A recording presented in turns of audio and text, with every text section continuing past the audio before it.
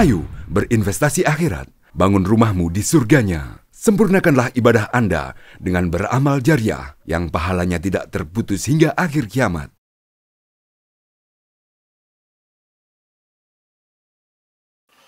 Assalamualaikum warahmatullahi wabarakatuh. Alhamdulillahi ala ihsanih wa syukru lahu ala taufiqihi wa amtinanih.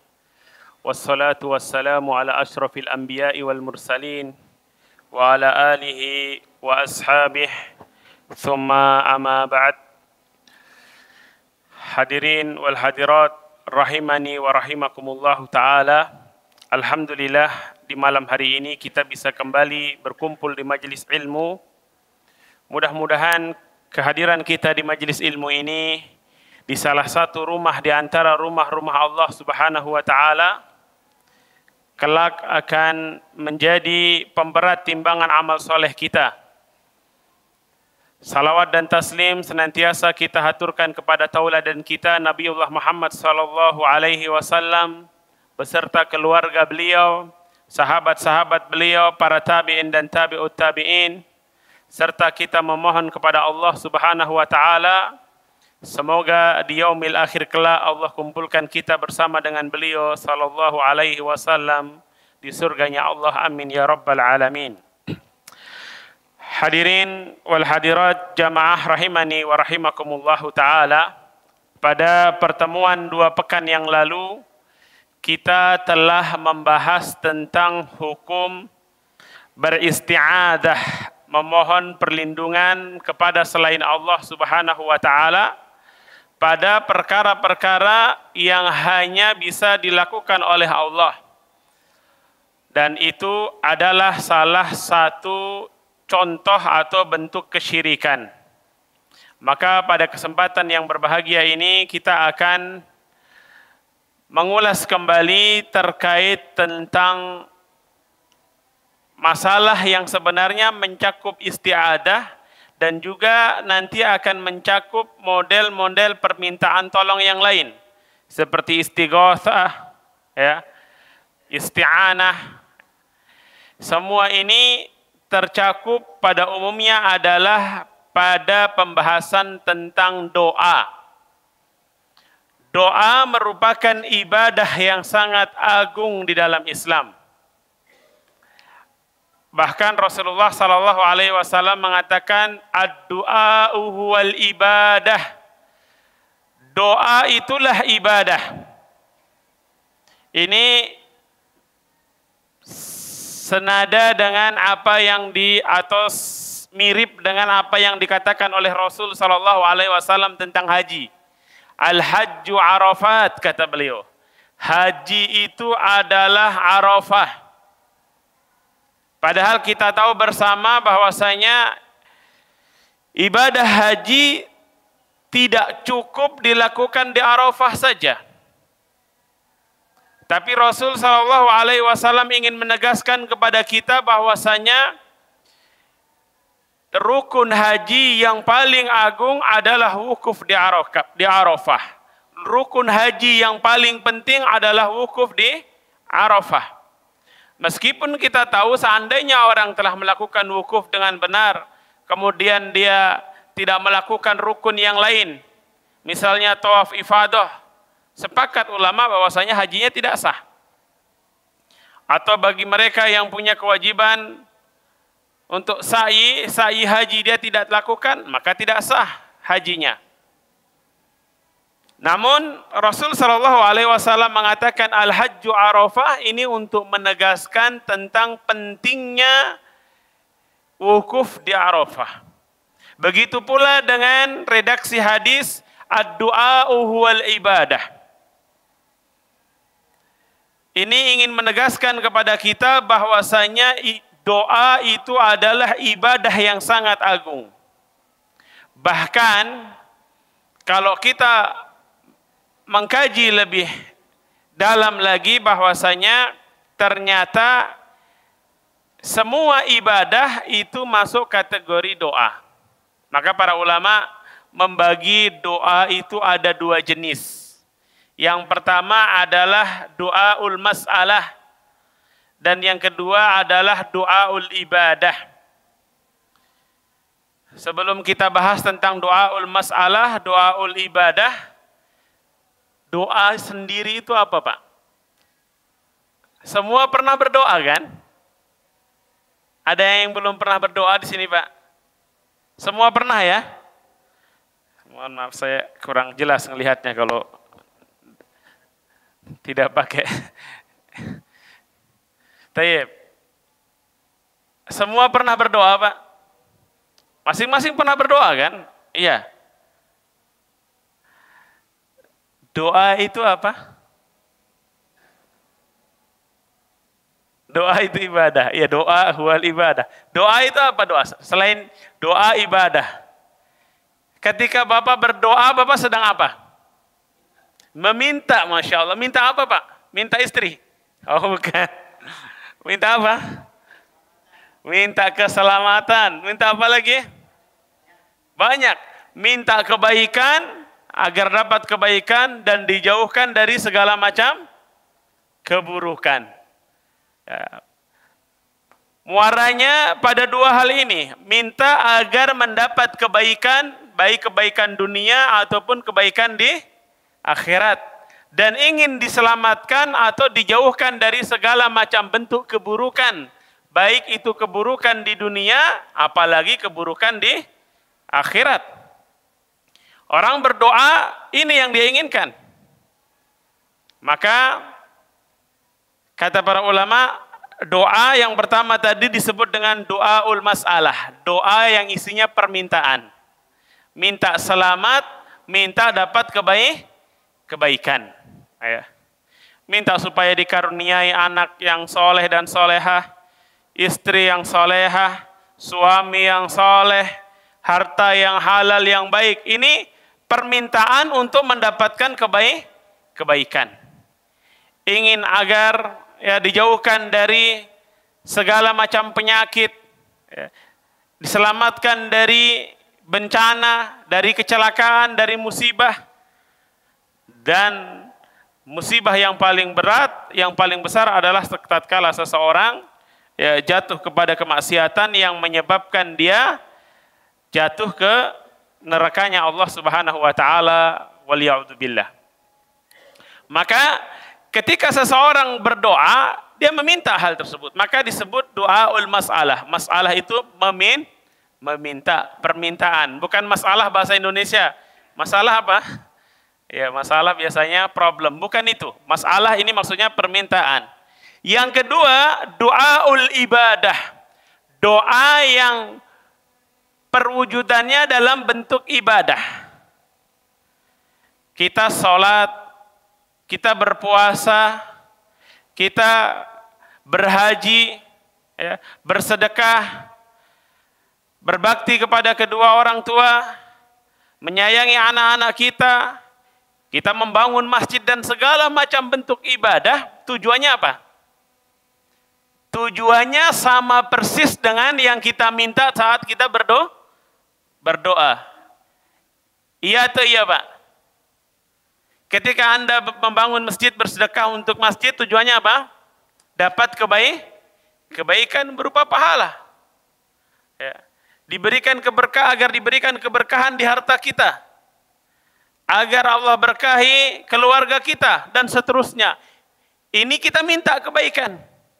Sebaliknya, agar dijauhkan dari segala macam keburukan.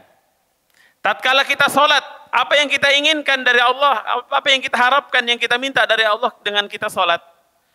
Kita minta kebaikan dari Allah, agar sholat kita diterima, ibadah kita diterima, dan kita diberikan pahala dari sisi Allah Subhanahu wa taala dan diselamatkan dari segala macam keburukan.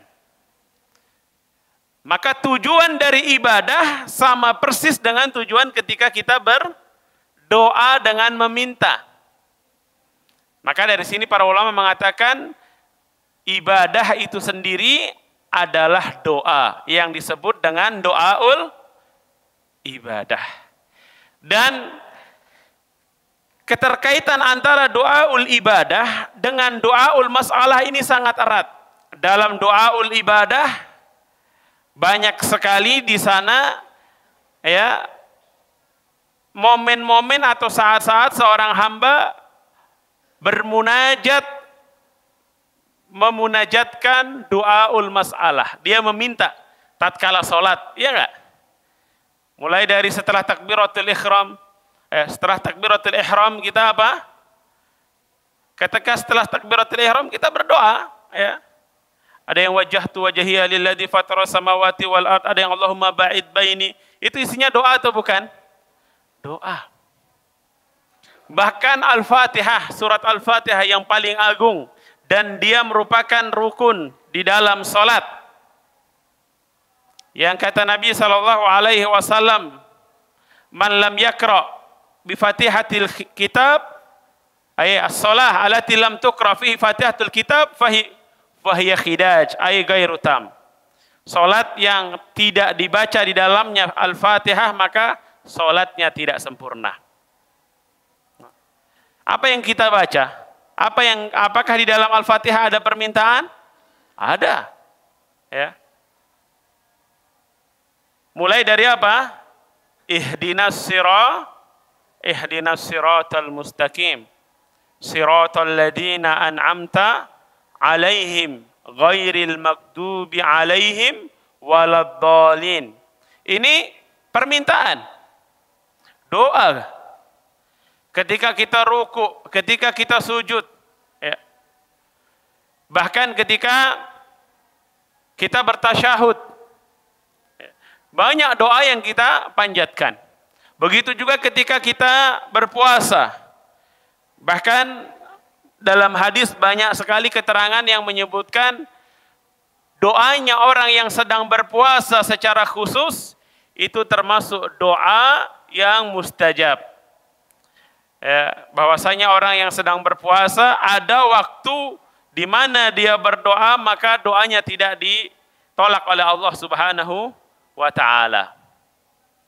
Begitu juga dengan ibadah-ibadah yang lain, berhaji, ya. Banyak kita panjatkan doa di dalamnya. Dan sebaliknya, ketika kita berdoa ini adalah ibadah.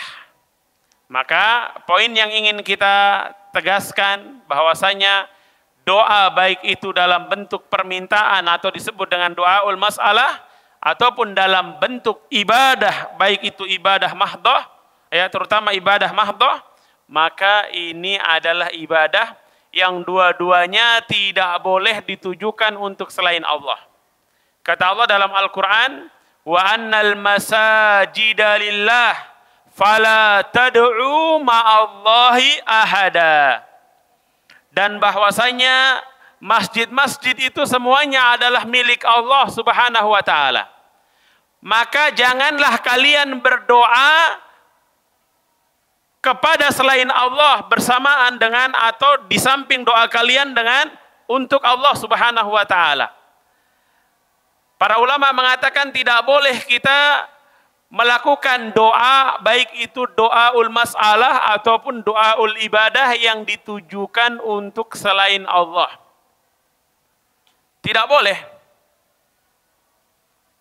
Berbeda kasusnya kalau itu adalah perkara-perkara yang kemarin sudah sempat kita singgung yang memang mampu dilakukan oleh manusia. Manusianya ada, manusianya hidup dan dia mampu. Umumnya manusia bisa melakukan. Bisa membantu. Ya. Maka ketika kita meminta, ya, doa ini secara bahasa artinya menyeru, Pak. Ya, menyeru boleh juga ya, karena mengandung makna meminta. Kita minta pada orang untuk hal-hal yang memang bisa dilakukan oleh manusia. Maka ini tidak mengapa.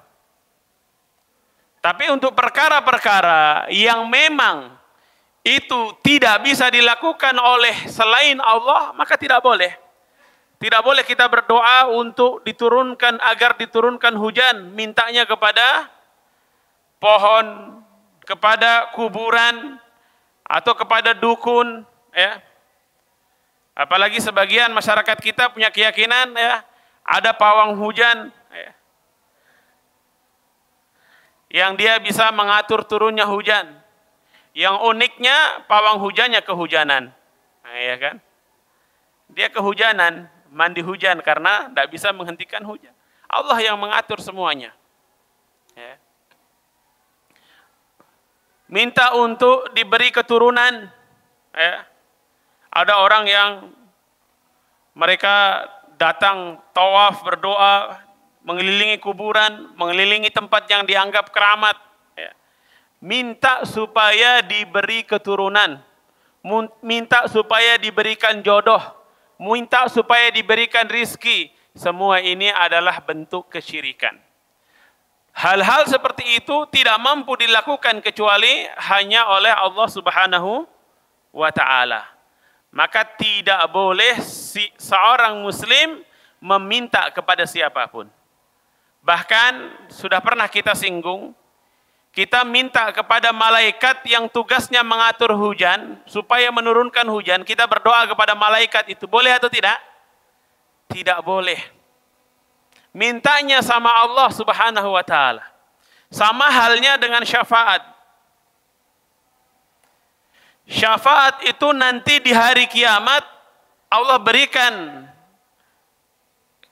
hak untuk Rasul sallallahu alaihi wasallam memberikan syafaat kepada umat beliau sallallahu alaihi wasallam yang pantas untuk mendapatkan syafaat.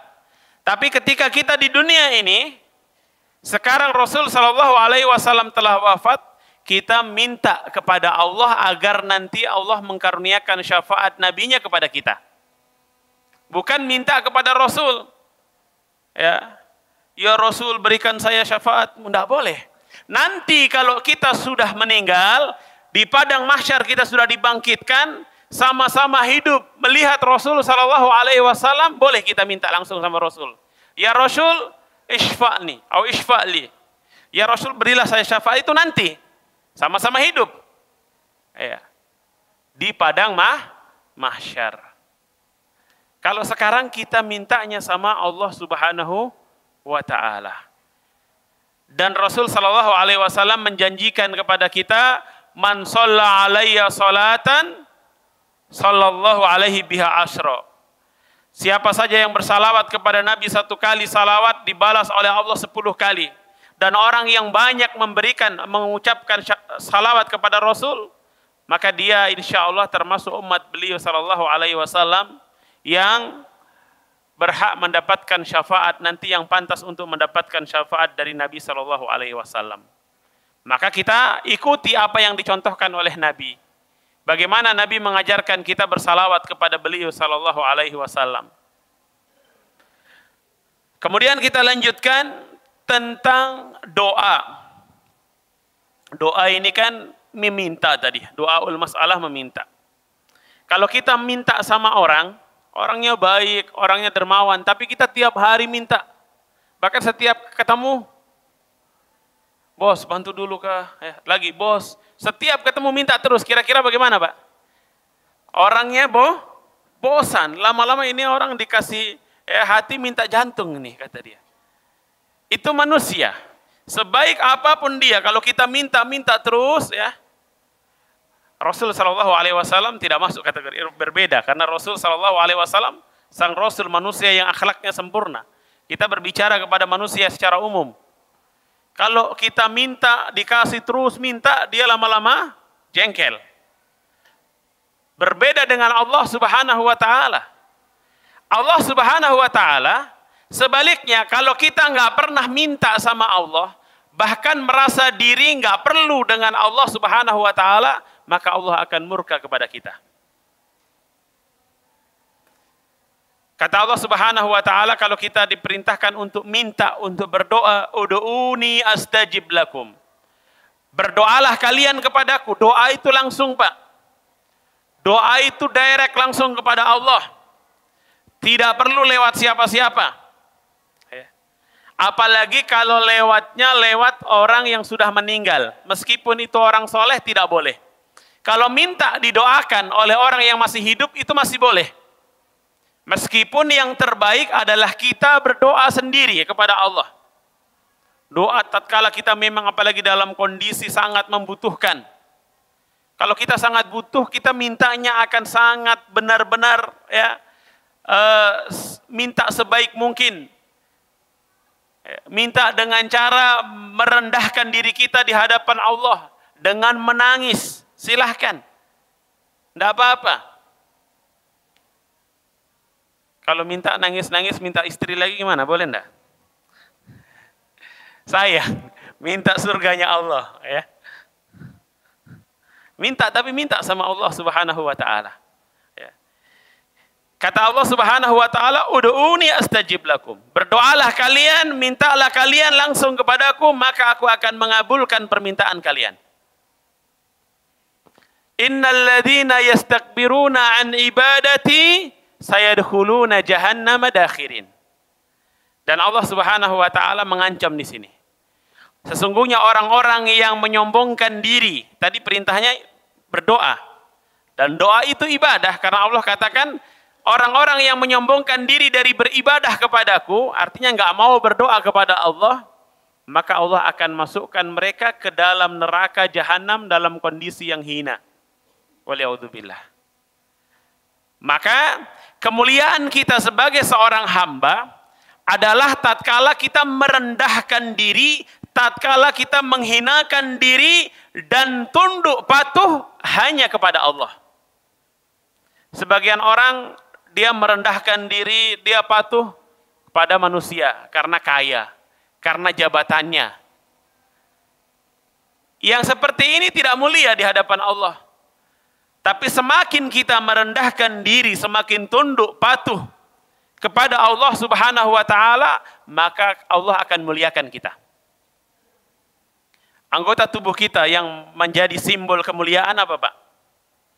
Kepala, ya kan? Kepala. Nah, makanya kadang orang kalau ingin menghinakan orang lain, dia ini kan kepalanya. Tapi dalam Islam tidak boleh. Tidak boleh kita memukul wajah. Memukul wajah. Wajah ini bagian dari kepala. Rasul SAW mengatakan, akrabu ma yakunu baina abdi wa rabbihi wa huwa sajid. Coba perhatikan. Momen yang paling dekat, momen atau saat yang paling dekat, saat kita paling dekat dengan Allah saat apa? Saat kita sujud. Saat kita merendahkan diri kita di hadapan Allah Subhanahu wa taala. Sujud hanya boleh untuk Allah Subhanahu wa taala. Kalau sujud kepada selain Allah, maka haram. Bagaimana perintah malaikat untuk sujud kepada Nabi Adam? Itu syariat terdahulu, tidak masuk pada syariat kita, terhapus. Karena Nabi SAW sendiri yang mengatakan, "Lau kuntu amiran li ahadin an yasjuda li ahad, la amartu al-mar'ata litasjuda li ba'liha." Atau kama qala alaihi salatu wassalam. Seandainya saya boleh menyuruh seseorang untuk sujud kepada orang lain, kata Nabi, maka saya pasti akan suruh seorang istri sujud kepada suaminya. Tapi tidak boleh. Ya, jangan nanti pulang malah ya salah paham istrinya disuruh sujud. Tidak boleh ya. Sujud hanya boleh kepada Allah. Ketika seseorang sujud, dia merendahkan, meletakkan posisi anggota tubuhnya yang paling mulia di tempat yang paling rendah, yaitu di tempat sujud. Di saat itulah dia mulia di hadapan Allah Subhanahu wa ta'ala. Karena sujudnya kepada Allah Subhanahu wa ta'ala. Maka apa kata Nabi? Fa'aktsirud du'a, maka perbanyaklah doa pada saat itu. Perbanyak doa. Tapi ini berlaku tentu kalau kita sholat sendirian, silahkan setiap sujud diperpanjang, nggak ada masalah. Tapi kalau pas lagi jadi imam atau jadi makmum ya jangan. Ya. Nanti akan menimbulkan masalah. Kalau imam ya sesuai lihat kondisi jamaahnya. Kalau makmum, imamnya sudah berdiri, makmum ikut berdiri. Imamnya duduk, ikut duduk. Jangan imamnya dia sudah duduk, saya mau tambah panjang lagi. Imam sudah berdiri, bahkan sudah mau ruku, dia baru bangkit. Ini kurang tepat. Karena kalau sholat berjamaah ada hukumnya, imam itu untuk diikuti.